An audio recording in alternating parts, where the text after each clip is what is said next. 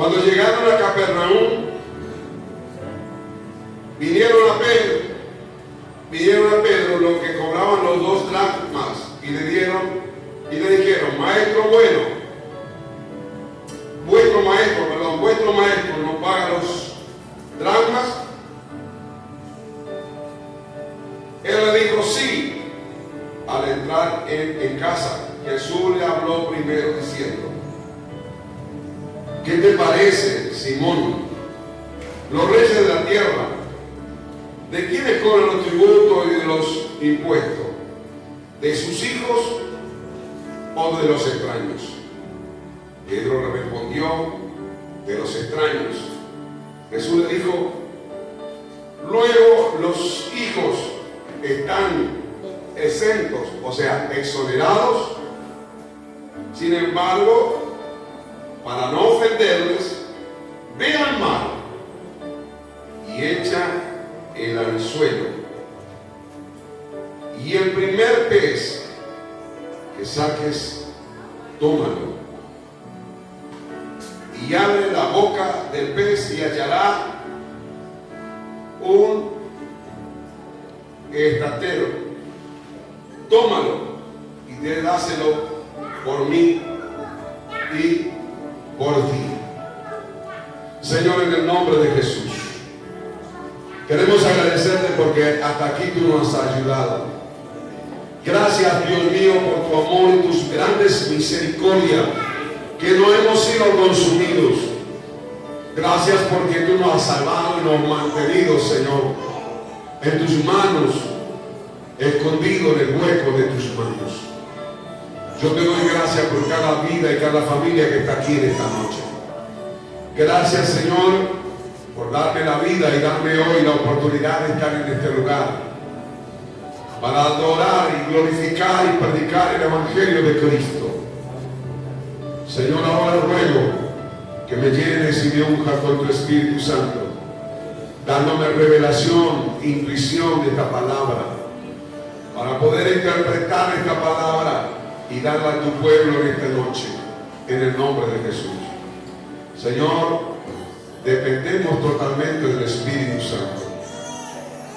Espíritu de Dios, llénanos en esta noche de ti.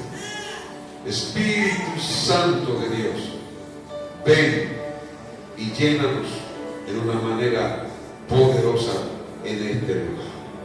En nombre de Jesús. Amén y amén.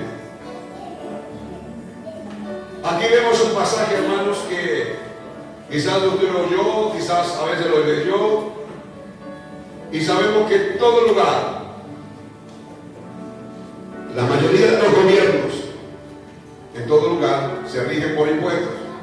En Uruguay hay impuestos, en Colombia, si aquí hay impuestos en Colombia, no se imagina la cantidad. Allá usted va a estos lugares, se le hace un impuesto también, por ejemplo. Es impresionante los impuestos que hay. Pero aquí ya está hablando acerca de los impuestos que cobraban en los tiempos de Jesús para poder sostener el templo. Ahora, es importante que nosotros podamos ver, por ejemplo, Capernaum. ¿Dónde era Capernaum? Capernaum era una ciudad cosmopolita. ¿Qué es una ciudad cosmopolita? Es una ciudad que era estratega. Por esa ciudad tenía que entrar mucha gente para poder conectarse con otras ciudades. Entonces por ahí pasaban cantidad de personas. Entonces por ahí también estaba el mar, el lago de Galilea. Entonces ahí también se supone que aquella frase, aquella parábola o aquella enseñanza que Jesús se paró y dijo: vosotros sois la sal de la tierra. Él se refería aún a ese lugar. ¿Por qué? Porque era un lugar de pescadores. Y en ese lugar, en ese tiempo no había heladera, no había cómo refrigerar el pescado. Entonces la sal era lo que hacía que el pescado podía tener larga vida y así poder venderlos, hasta que aún mucha gente llegaba y podía comprar un pescado en buenas condiciones. Capernaum era un lugar estratégico, por eso Jesús estaba en un momento explicando y pasando por ese lugar. Era una ciudad de pescadores. Junto al lado de Galilea estaba Capernaum. El pasaje, muchas veces quien nos está hablando de la Biblia, nos narra un paisaje me imagino, de redes colgadas, porque eran pescadores, redes colgadas, y lo que usted iba a encontrar en ese lugar, lo primero, olor a pescado. Es como que usted vaya al Saladero en el tiempo cuando había pescado, con cantidad de pescadores, o usted va a otro lugar allá del lago, usted encuentra el olor a pescado. Así era el ambiente que Jesús iba pasando con Pedro. Había olor a pescado en el aire. Y los discípulos iban caminando con Jesús. De pronto, unos cobradores de impuestos de ese tiempo se acercan a uno de sus discípulos. Ese discípulo era Pedro. Era Pedro. No era un impuesto común. Este era un impuesto para el templo. Esto era algo muy conocido para los judíos. Todos los judíos, tanto los que vivían ahí y lejos, lo pagaban. En el versículo 24 hay una pregunta. Cuando llegaron a Capernaum, vieron a Pedro, los que cobraron impuestos, y el impuesto era 2 dracmas. 2 dracmas. Era la moneda de aquel tiempo, una moneda romana, que tenía de un lado un águila y del otro lado la cara de César. Por eso que en un momento más adelante Jesús también le dice, da a César lo que es de César y a Dios lo que es de Dios. Entonces ahí estaban cobrándole. Y eso eran 2 dracmas. Y la pregunta fue, vuestro maestro, alguien se acerca a Pedro, diga, vuestro maestro paga impuestos. Y enseguida Pedro, como Pedro vio que Pedro ni le preguntó a Jesús, porque ni sabía él lo que hacía Jesús. Como vinieron, lo preguntaron, enseguida Pedro dijo, sí paga, pero no le preguntó a Jesús. Todavía no le había preguntado, él no sabía lo que iba a decir Jesús. Esa es la misma imagen de nosotros muchas veces al tomar decisiones. Muchas veces nosotros creemos la palabra y no tenemos a veces la comprobación de Dios, pero nosotros como sabemos, no, Dios va a estar de acuerdo, sí, así lo voy a hacer. O sea que invertimos los roles, en vez de yo estar de acuerdo y ponerme de acuerdo a la palabra de Dios, yo quiero que la palabra de Dios a veces esté de acuerdo con lo que yo pienso. Y eso es un error que muchas veces nos va a contar caro en la vida, cuando muchas veces nos vamos a tomar decisiones. Nunca tomes decisiones apresuradas, ni cuando esté enojado, ni cuando esté triste, ni cuando esté contento, porque usted está en el foco de sus emociones.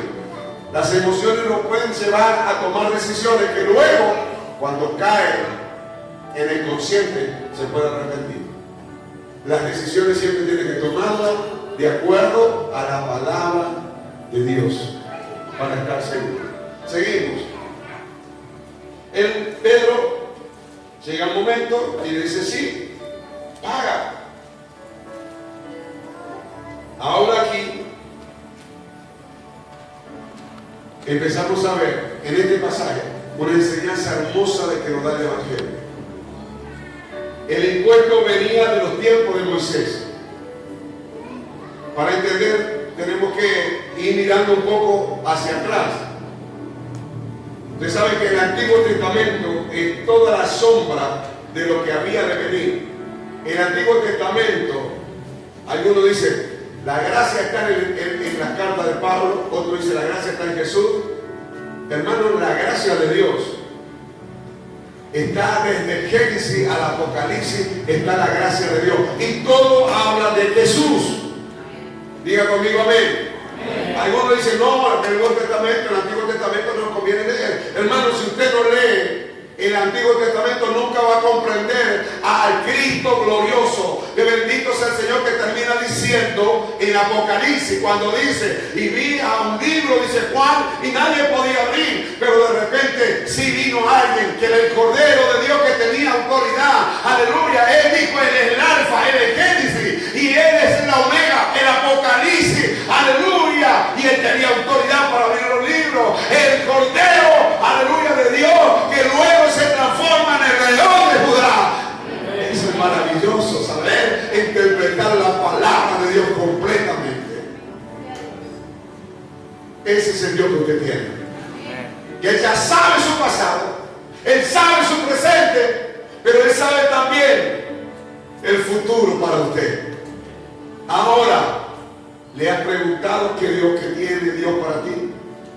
¿Ha escuchado la voz de Dios o cuánto hace que no escucha la voz de Dios? Es importante, pero nosotros tenemos que escuchar la voz de Dios. Él me dijo ya, yo no veo nada en ti porque la sangre de Cristo te limpió. Lo mismo pasa contigo. Algunos todavía dicen, pastor, no me puedo perdonar mi pecado. Y Jesús dice, ¿qué pecado? Yo ya me olvidé ya. Todavía estás con eso de si yo ya te olvidé. Ya olvidé lo que has hecho. Hoy yo tengo plan nuevo para ti. Yo estoy esperando que tú pienses en lo que vas a hacer de aquí para adelante. Porque lo de atrás ya quedó pisado. Dios, ¿dónde echa los pecados? A lo profundo de la mar. En lo profundo de la mar no se puede respirar. Hay que ir con trajes especiales. Allá se tiró todo. Y Dios no se acuerda más. Ahora, muchas personas tienen a veces el atrevimiento de querer siempre acordarse de los pecados pasados de las personas para quizás apuntar. Pero eso no es de Dios. Porque ni Dios se acuerda de los pecados. Ya no me acordaré de tus pecados. Y si Dios dijo que no se acordará, usted levántese en Dios y siga lo que Dios dice. Porque Dios tiene el que justifica. Dice, ¿quién condenará a los escogidos de Dios? Ya no hay ninguna condenación para los que están en Cristo Jesús, los que han crucificado su vida en Cristo. Amén. Seguimos. Y dijo, él evitó los conflictos y dice, para no ofenderlo, ve al mar, echa al anzuelo, y el primer pescado que saques, el primer pez que saques, los abre, y al abrir la boca hallarás un estatero. ¿Sabe qué era un estatero? Yo le voy a explicar. Que dijimos que medio ciclo significaba 2 gramos.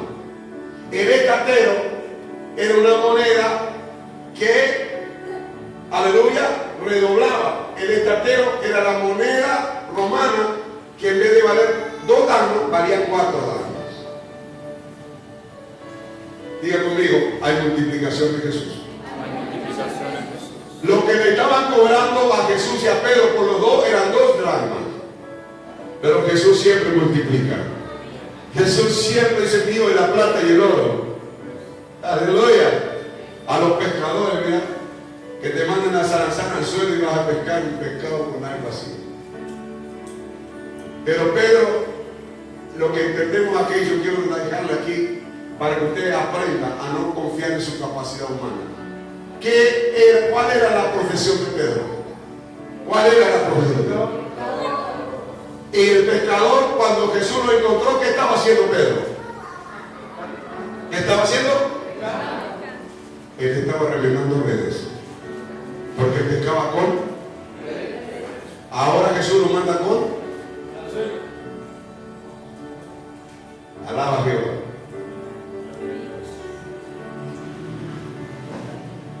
Alaba al Señor. El Señor le está diciendo, Pedro, te voy a enseñar de otra manera. Te voy a enseñar que tú sabes mucho de mar, mucho de red, pero yo te voy a enseñar a pescar de otra manera y a ver mi provisión de otra manera. Mi gracia. Que no hay nada humano. En la gracia no hay nada humano. Porque si hubiera algo humano, lo echa a perder. Y entonces Jesús le dice, vas a ir y va a encontrar un pez, pero va con un anzuelo. Para Pedro, Era tremendo que le digan eso. Es como dice, quizás nos está hablando de que habría muchos peces. Cuando en el suelo había solo uno y sería el pez específico. Algo importante Jesús nos muestra. Anótenlo sin trabajo para anotar. ¿Qué nos muestra a través de esto, pastor? Dios nos muestra lo siguiente. Dios gobierna incluso sobre el pez correcto en el momento correcto. La voluntad de Dios es buena. Aunque era incomodado con sus talentos, Pedro tenía que ir a hacer lo que Jesús le dijo. Él obedeció. Diga conmigo, obedeció. La obediencia a Dios te hace cada día un heredero de la bendición de Dios. Porque sabe que la fidelidad de Dios es tener la boca de una sola fuente, enlargar palabras de vida, pero de verdad. ¿Me va entendiendo? Por eso es importante que usted aprenda, queridos hermanos, que cuando somos fieles a Dios, Dios empieza a derramar en nosotros todo ese poder para poder ser como Jesús. Hemos leído de estos últimos pasajes, este último domingo, capítulo 2 de Filipenses. Haya en vosotros este sentir que hubo en Fernando Duarte. No, que hubo, que siendo Dios, no tomó la forma de Dios como cosas que aferrarse en él, sino la forma de hombre, y se humilló a siervo, haciéndose humilde en su condición. ¿Cuánto dicen amén? Así debemos ser nosotros. No nos creamos nada porque no somos nada sin Dios. Todos somos iguales delante de Dios. Yo, porque sea pastor, no puedo abusar del poder que Dios nos dio, porque aún la Biblia dice que aquel que quiere ser primero tiene que servir a los demás. Y este ministerio no es por fuerza, este ministerio es por amor. Es por amor. Es porque amo a Dios, amaré a personas. Es porque amo a Dios y haré las cosas a usted con amor, no porque a usted le agrade, es porque primero tengo que agradar a papá. Y el Señor está en el templo. El Señor está aquí. Aleluya.